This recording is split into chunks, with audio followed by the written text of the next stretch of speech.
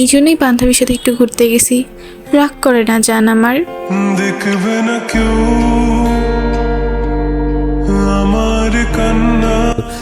আরে বাবা রে বাবা, কেমন লাগলো মানুষ হইতে পারে ভাই? ঘুরতে গেছো সেটা আমি আগে থেকেই জানি। তোমার ইবা বান্ধবীরা রাইখাই তুমি গেছো ইবা বাড়িতেই, আর ইবার সাথে আমার কথাও হয়েছে।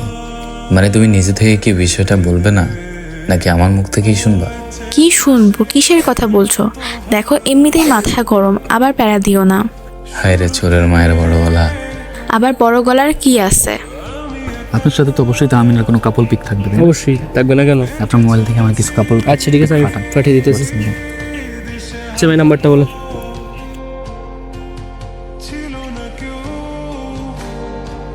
আমার সাথে দেখা করলেও তোমার এত সমস্যা, আর এই ছেলের সাথে তোমার কোন কোন জায়গায় ঘোরা হয় নাই বলো তো আমায়। জেনে যখন গেছো, ঘোরানোর কিছু নাই। ওর নাম নাফিস, আমি ওরে অনেক আগে থেকে ভালোবাসি। ও আমাদের পরিবারের সবার মন জয় করে নিয়েছে। আর সবচেয়ে বড় কথা, ও একটা স্টাবলিশ ছেলে, টাকা পয়সা আছে। তোমার কি আছে বলো? এখনও তো বেকার। আগে নিজে কিছু করো, তারপর আমায় নিয়ে বলতে এসো। এই ছেলের যোগ্যতা আসতে তোমার বহু টাইম লাগবে। সত্যি বলতে আমি তোমার সাথে এমনিই কথা বলতাম, আর বলতে বলতে প্রেম হয়ে যায়। আমি সিরিয়াস ছিলাম না তোমার প্রতি, শুধু এমনি কথাবার্তা বলতাম। যাই হোক, জেনে যখন গেছো, আর কিছু লুকানোর নাই। হায় ভাই, মেয়ে তো পুরোই পোল্টিবাজ। দেখেন না আরো কি কি বলে, কি কি করে। আমি বেকার, আমি সেটা জানি, কিন্তু আমি যখন তোমায় ভালোবাসছি, তখন তুমি কেন আমার পবিত্র ভালোবাসাটাকে নষ্ট করছো? আগেই বলে দিতে, এত ঝামেলা করার কিছু ছিল না, আমার এত কষ্ট পাওয়ারও কিছু ছিল না। যাই হোক, আমি তো আজকে থেকে তোমার সাথে আর মিশবো না। তবে মাথায় রাখিও, তোমার সেই স্টাবলিশ ছেলেও তোমায় আর নিজের করে নেবে না। আমি ওরে ভালোবাসি, আর ও আমার ছেড়ে যাবে না, কারণ সেও আমাকে অন্ধের মতো ভালোবাসে। আমিও এটাই ভাবতাম। ভালো থাকবেন, আল্লাহ হাফেজ। বাইরে ভাই, ওই কি লেভেলের মেয়ে বুঝলাম না তো ভাই। আমি তো অনেক ভালো মনে করছিলাম।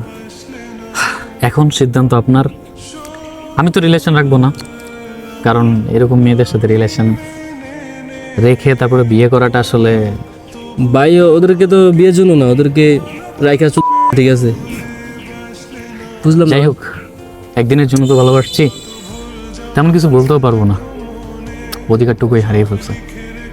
সব যাই করেন, এই জিনিসটা অন্তত মাথায় রাখেন যে যাকে জীবন সঙ্গী বানাবেন বা যাই করবেন, ভাইবা চিন্তা দেখে বুঝে বেরেন।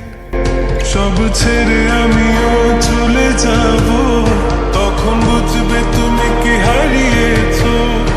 মানুষ কখনো ঠকিয়ে ভালো থাকে না, মানুষ তার কর্মের ফল ভোগ করেই।